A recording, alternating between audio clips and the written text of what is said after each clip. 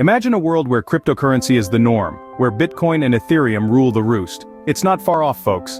Coinbase CEO Brian Armstrong confirms a major Bitcoin upgrade and Ethereum prepares for a seismic shift. But remember, not all that glitters is gold.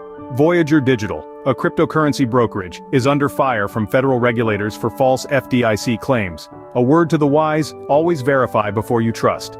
In other news, tech's bubble has burst, leaving over 137,000 workers jobless.